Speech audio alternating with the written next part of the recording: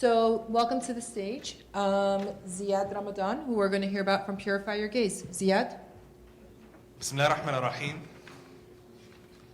We've all had a time in our life where we've struggled with something. Many of us have had the privilege and opportunity to turn to a loved one, a counselor, a spiritual advisor, to console us, to guide us, to give us that reassurance in that moment of doubt. Who do you turn to when your struggle is as taboo as pornography addiction? Assalamu alaikum, my name is Ziad Ramadan, and for 53,000 Muslims from 35 countries who are impacted by pornography addiction, we are their safe place for acceptance, guidance, and healing. We have built the first and only online platform that leverages peer support, personal coaching, an addiction recovery training library, and a behavioral tracking software that our members are leveraging with confidence to break free from their unwanted sexual behaviors. Pornography's always been around. What's changed is the emergence of the internet and mobile technology that's literally made pornography and sexual media available on the go. 1 in 5 internet searches are for sexual content.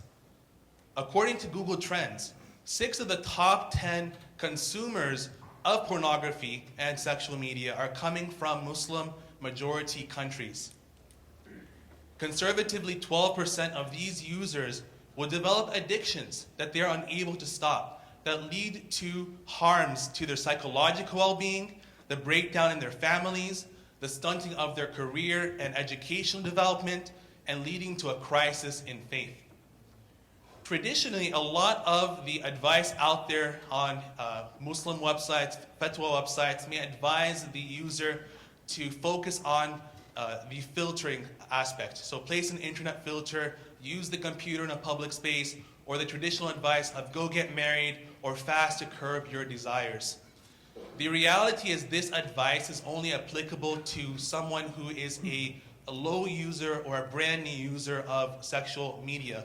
For the one who is severely addicted, this is not going to work. And 9 years ago, I've been working for 9 years as a relationship and life coach, and time after time after time again, client would come to me and they felt like a complete failure as a Muslim because the traditional Islamic advice wasn't working for them.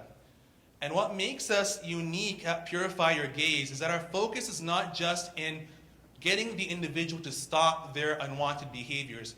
Rather, our 8-step model is focused on helping educate the user and help them understand and address the underlying forces that are fueling their behaviors. Because that's what really leads to that lasting change.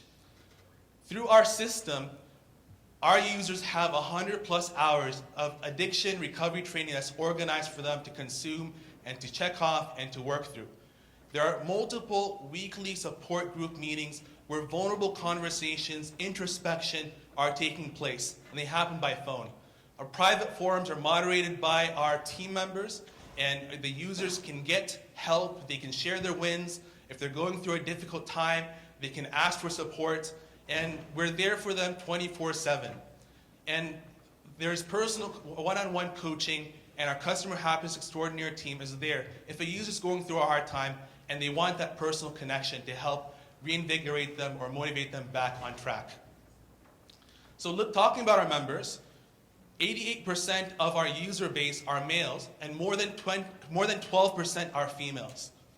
45% of our user base are married, and 55% are single. And the age range is between 18 to 45 years of age. So we have 4 tiers of support at Purify Your Gaze. The first level of support is our free support, and that includes our free resources on our website, downloadable ebooks, video series on YouTube, digital content on our Facebook. 30 seconds. And there's $10 trainings and workshops available for purchase, a $99 community membership, a $299 personal coaching. The largest milestone is this year, alhamdulillah. As a result of this, we have been able to reach 1,800 members from 35 countries and realized this month $1 million in revenue.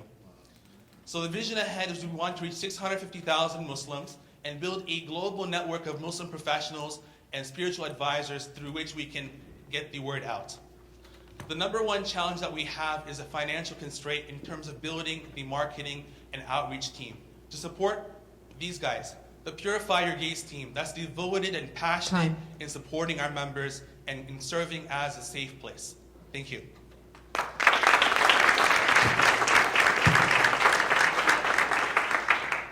Okay, so why don't we open it up, Larry? Thank you. Good presentation. You've got a very interesting business model here, and you've got what I would call a micro business. Not that it can't be a big business, but you're really well focused on a single service to a single target audience and a single problem. And I'd encourage you to stay focused that way, because the one thing I would ask you, this problem is hardly just something that affects the Muslim community. Not at all. And so what I would ask, do you have plans to expand this to cover anyone in the marketplace who suffers from this kind of addiction?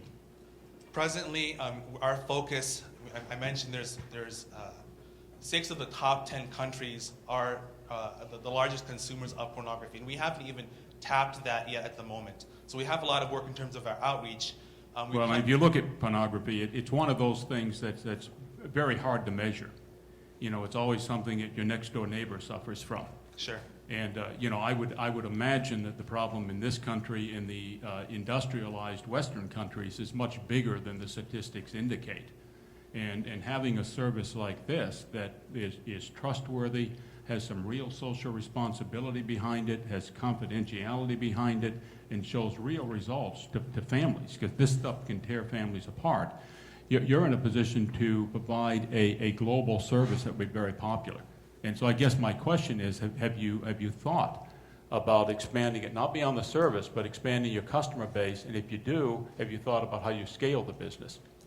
We've thought about it. I think there's the power of a niche in terms of focusing on one particular segment. What we plan to do is expand our services in terms of we're in conversations right now with a technology company in terms of providing internet safety filters to reach that most vulnerable population, which is the teenage population.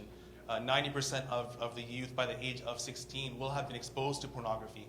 So we want to tackle that component, which is the prevention side and the education side, while having the resources focused on helping those who are severely addicted. Okay, great. Dr. Muhammad? Congratulations. You're helping a lot of people with a significant problem. So the social impact that you're going to make, not only have you made, but you will make, I think is absolutely tremendous. So, barakallahu feek and jazakallah kull khair. A couple of strategic points, and then a couple of things that maybe we can talk offline about, maybe how we can strategize over some of the challenges, right? So number one is, I think I would double down on a thought leader strategy. There are Islamic scholars and influencers that have such a strong following now. Sheikh Omar Sulaiman, Sheikh Numan Ali Khan, Abdel Nasser Jangda, some of these younger, progressive, yet very, very vocal and influential folks, I think could be tremendous folks for acquiring people that have these issues, that want help because they know it's not the right thing to do. And just kind of doubling down there. I just don't know how much you're doing there, but I would double down there. The other strategy there is maybe a caregiver strategy.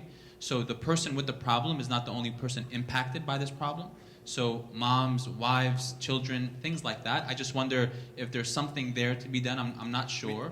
We've actually hired a female recovery coach on the last slide, who's going to be focused exclusively on the spouses and the females that have a pornography addiction. That's spot on, and I would see what opportunities there, and then I would be very proud and vocal about the successes that you're having in anonymity. So how many people have you helped out of addiction? How many people have gone through your program and not gone back to their addiction? So some of those stats I would have loved to see, and I would encourage you to maybe share a little bit more.